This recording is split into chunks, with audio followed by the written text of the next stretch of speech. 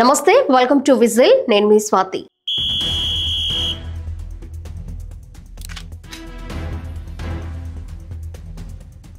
Air bus సంస్థ హెచ్చరికల నేపథ్యంలో ఇండిగో ఎయిర్ ఇండియా ఎక్స్ప్రెస్ విమానయాన సంస్థలు తమ డజన్ల కొద్దీ A320 విమానాలను నిలిపివేశాయి. తీవ్రమైన సౌర కిరణాల కారణంగా విమానాల ఫ్లైట్ కంట్రోల్ డేటా దెబ్బతినే అవకాశం ఉందని ఎయిర్ బస్ సంస్థ హెచ్చరించింది. దీనివల్ల సాఫ్ట్వేర్ హార్డ్వేర్లలో మార్పులు చేయాల్సిన అవసరం ఏర్పడింది.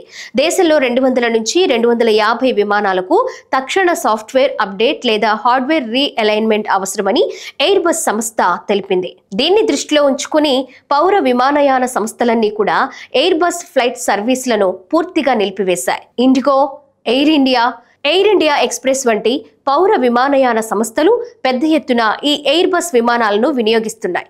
అవన్నీ కూడా ఎక్కడికక్కడ స్తంభించిపోయాయి. ఆయా విమానాల సాఫ్ట్వేర్, హార్డ్వేర్ అప్డేట్ చేసిన తరువాతే వాటిని వినియోగంలోకి తీసుకొస్తారు.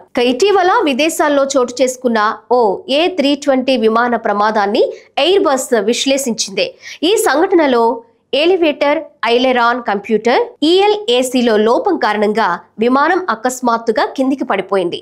European union aviation safety agency EASA దీనిపై అత్యవసర ఎయిర్ వర్టినెస్ డైరెక్టివ్ను జారీ చేసింది. దీని ప్రభావిత విమానం తదుపరి ప్రయాణానికి ముందు ఎలివేటర్, ఐలెరాన్ యూనిట్లను తప్పనిసరిగా మార్చాలని విమానయాన సంస్థలకు సేఫ్టీ ఏజెన్సీ సూచించింది. సాధారణంగా ఈ ఎలివేటర్, ఐలెరాన్ ఫ్లైట్ కంట్రోల్ కోసం ఉపయోగిస్తారు. దేశంలో సుమారు A320 సిరీస్కు చెందిన 560 విమానాలు ఉన్నాయి. వాటిలో సగానికి పైగా విమానాల్లో ఈ మార్పులు అవసరం కావచ్చని అంచనా. అంటే దాదాపుగా 250 వరకు ఎయిర్ బస్ విమానాలు ఇప్పటికిప్పుడు అందుబాటులోకి ఉండబోవు. ఎయిర్ బస్ నోటిఫికేషన్ గురించి ఇండిగో సంస్థ వివరణ ఇచ్చింది. తమ సంస్థలో ఎయిర్ బస్ విమానాలు ఉన్నాయని, అవసరమైన తనిఖీలు నిర్వహిస్తున్నామని పేర్కొంది. ఇక ఎయిర్ ఇండియా ఎక్స్ప్రెస్ కూడా దీనిపై ఒక ప్రకటన విడుదల చేసింది. A320 విమానాల సాఫ్ట్వేర్ ఫిక్స్ అవసరమని హెచ్చరిక వచ్చిన వెంటనే తక్షణ జాగ్రత్తలు తీసుకుంటున్నామని తెలిపింది.